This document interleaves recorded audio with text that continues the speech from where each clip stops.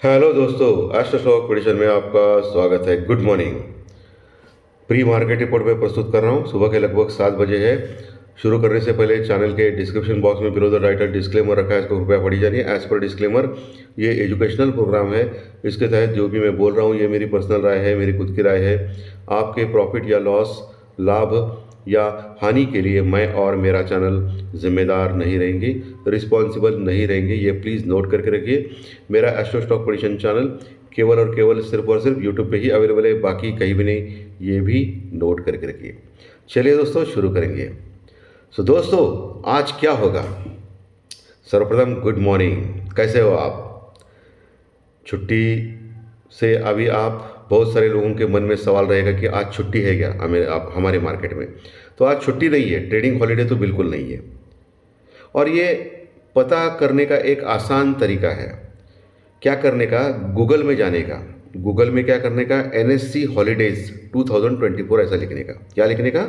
NSE यानी national stock exchange holidays, HOLIDAYS, holidays यानी छुट्टी, 2024 यानी साल, ऐसा लिखने का। क्लिक करने का गूगल पे, तो NSE की साइट ओपन होगी और उसमें छुट्टियां दिखेगी आपको। तो नीचे छुट्टियों में आने का, और छुट्टियां इस महीने सितंबर में कब है, क्या है, ये सब आएगा। अक्टूबर, नवंबर, सभी पूरे साल का आएगा। तो इस मंथ में तो छुट्टी नहीं है दोस्तों। तो बहुत सारे लोग मैसेज करके बोल रहे हैं कि आज सोमवार को छुट्टी है, छुट्टी है, छुट्टी है। तो छुट्टी नहीं है, इस मंथ में छुट्टी ही नहीं है। अगले मंथ से चालू हो जाएगा, क्योंकि उसमें क्लियरली दिखाई है। इसलिए NSE हॉलीडेज ऐसा लिखने का गूगल में, 2024 साल, और सब छुट्टियाँ आती है। तो बहुत ही आसान है, क्योंकि अभी दिमाग भी यूज़ करना चाहिए लोगों को। अगर आपको पता ही नहीं है कि आज छुट्टी है या नहीं मार्केट में, तो आप खाक ट्रेडिंग करोगे? इतना भी क्या बोलते हैं उसको, कुछ मालूम नहीं तो कैसा चलेगा? छुट्टी है या नहीं, ये विषय के ऊपर इतना गहन चर्चा, इतने मैसेजेस, समझ में नहीं आता है मेरे को। इतनी मामूली चीज़ गूगल किस लिए दिया आपको? गूगल इंटरनेट पे डालने के बाद सब आता है। तो छुट्टी नहीं है भाई। ओके, पहली चीज़ तो आज ट्रेडिंग हॉलीडे है, और आज हो सकता है थोड़ा सा माहौल डल टाइप हो, क्योंकि जैसे कि आपको मालूम है, शुक्रवार के सत्र में अमेरिकन मार्केट 300 पॉइंट प्लस में क्लोज हो गए थे, और अभी फ्लैटिश चल रहे डाउ फ्यूचर 20 पॉइंट प्लस में। और जैसे कि मालूम है आपको कि आने वाले बुधवार यानी परसों के दिन, यानी 18 तारीख को बहुत ही बड़ी खबर अमेरिका से आने वाली है। कौन सी? 18 तारीख को फेड अपना रेट ऑफ इंटरेस्ट का डिसीजन डिक्लेयर करेगा अमेरिकन मार्केट में। उनका फेड यानी हमारे जैसा RBI जैसा उनका रहता है। जैसे कि मालूम है कि यूरोपियन मार्केट में भी already rate of interest cut करके दिया है यूरोप ECB ने। बाद में अभी अमेरिकन मार्केट की बारी है 18 तारीख है। उसके बाद हमारा रिजर्व बैंक ऑफ इंडिया यानी RBI की बारी, अब इंडियन मार्केट की बारी है। तो माना यह जा रहा है अमेरिका में कि जंबो रेट कट होगा। जंबो यानी बड़ा रेट कट होगा, यानी 50 बेसिस पॉइंट यानी 0.50% रेट ऑफ इंटरेस्ट कट करेगा फेड, ऐसा कहा जा रहा है। एटलीस्ट 0.25% का तो होप है, लेकिन 0.25% अगर रेट कट किया 18 तारीख को, तो मार्केट इतना बढ़ेगा नहीं, उल्टा प्रॉफिट बुकिंग से नीचे आएगा अमेरिकन मार्केट, जिसका असर वर्ल्ड मार्केट पे होगा, यानी हमारे मार्केट पे भी होगा। अगर 50 बेसिस पॉइंट होगा तो मार्केट जंप करेगा, लेकिन बाद में हो सकता है प्रॉफिट बुकिंग करके नीचे आए। ये ध्यान में रखिए सब कुछ चीज़ें, क्योंकि अब तक जब जब रेट कट हो गया है तब का सिनारियो अगर आप पीछे जाएंगे पास्ट में, तभी आपको पता चलेगा कि मार्केट ने दूसरे दिन कैसा बिहेव किया है या उस दिन बिहेव कैसा किया है। ये आपको जानना है, इम्पॉर्टेंट है। ओके, क्योंकि वर्ल्ड मार्केट सभी लगभग मार्केट टॉप पे है, और टॉप पे है मार्केट यानी कभी भी कोई भी खबर आने के बाद प्रॉफिट बुकिंग हो सकती है, या आर्थिक मंदी की आशंका के कारण भी प्रॉफिट बुकिंग हो सकती है। क्योंकि अमेरिकन मार्केट में डॉलर इंडेक्स और 10 साल की बॉन्ड यील्ड घटती जा रही है। ठीक है, हो सकता है रेट ऑफ इंटरेस्ट कट होना है, इसके लिए घटती जाए, लेकिन इसके ऊपर भी आपको ध्यान रखना है।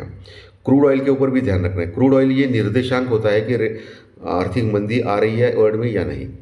ओके, तो क्रूड ऑयल अभी वही है, $72 के आसपास है, वो ठीक बात है।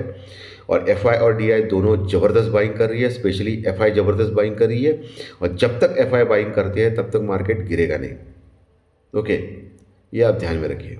FI बहुत ही बड़ी शक्ति है, फॉरेन इन्वेस्टर्स जो बहुत ही ज़बरदस्त इन्फ्लो उनका इंडियन मार्केट में अभी चल रहा है फिलहाल। तो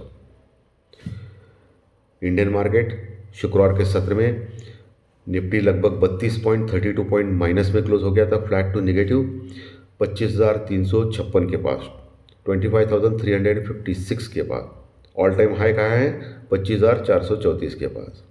लगभग वहाँ जाके आया था शुक्रवार के दिन, फिर नीचे फिसल गया था। और वही बैंक निफ्टी लगभग 165 पॉइंट 165 पॉइंट प्लस में क्लोज हो गया था, और क्लोज हो गया था 51,940 के पास, 51,940 के आसपास, यानी 52,000 के बस थोड़ा नीचे। अभी बैंक निफ्टी को परफॉर्म करना ज़रूरी है, क्योंकि बैंक निफ्टी पिछले कई महीनों से एक छोटे दायरे में फंसा है। ओके, यही कुछ नीचे 50,500 का लेवल और ऊपर 52,000 का लेवल, ये 1,500 पॉइंट में पिछले 2-3 महीने से आप देख सकते हो, 2 महीने से फंसा है। सो बैंक निफ्टी अगर 52,300 52,300 का लेवल, उसके बाद 52,500 का लेवल अगर तोड़ता है ऊपर के लेवल पे, तो ऑल टाइम हाई जो है उसका 53,000 के ऊपर का उसको क्रॉस कर सकता है, क्योंकि बैंक निफ्टी अभी भी bank Nifty all time high के पास नहीं है दोस्तों, उसने क्लोज नहीं किया है। सो बैंक निफ्टी के ऊपर आपको ध्यान होना चाहिए, और स्पेशली बैंक निफ्टी के ऊपर ध्यान रखना है तो आपको HDFC बैंक के ऊपर भी ध्यान रखना है। HDFC बैंक अगर चलने लगेगा तो बैंक निफ्टी दौड़ेगा, ये ध्यान में रखिए। और रिलायंस इंडस्ट्रीज़, जिसका अभी तक डिक्लेयर नहीं हुआ है बोनस का एक्स डेट, हो सकता है अगले महीने बोनस का एक्स डेट हो, लेकिन रिलायंस इंडस्ट्रीज़ भी अभी बहुत सारी न्यूज़ दे सकता है आपको, तो इसके ऊपर भी आपको ध्यान रखना है दोस्तों। ये सबसे इम्पोर्टेंट स्टॉक्स है मेरे नज़र के वास्ते तो। ओके, ये 2 स्टॉक्स है जिसमें आप ध्यान रखना है, उस स्टॉक के मूवमेंट के ऊपर उसका फ़ायदा लेना है, ठीक है। पुट कॉल रेशो अगर देखा जाए तो निफ्टी का पुट कॉल रेशो अभी भी ज़्यादा है, 1.33 है, तो ओवरबॉट है। जैसे कि मालूम है शुक्रवार के सत्र में हम लोगों ने ओपन किया था 1.44 का पुट कॉल रेशो से, और आपने देखा कि हल्की सी प्रॉफिट बुकिंग निफ्टी में हो गई ऊपर के लेवल से शानदार 100 पॉइंट नीचे आ गया था निफ्टी, वो पुट कॉल रेशो की वजह से था। अभी भी 1.33 पुट कॉल रेशो ज़्यादा है, सो आज भी आपको वॉच करना है 1.40-45 के पास फिर से प्रॉफिट बुकिंग आ सकती है निफ्टी में। पुट कॉल रेशो देखना है। अब ये पुट कॉल रेशो कैसे देखेंगे? वो भी गूगल पे मिलता है भाई, Nifty put call ratio, latest Nifty put call ratio डाला तो सब आता है। ये सब कुछ आपको सीखना चाहिए, कोई भी चम्मच लेके आपको खाना नहीं खिलाएगा। अगर आप सीखेंगे नहीं तो कैसे आगे बढ़ेंगे?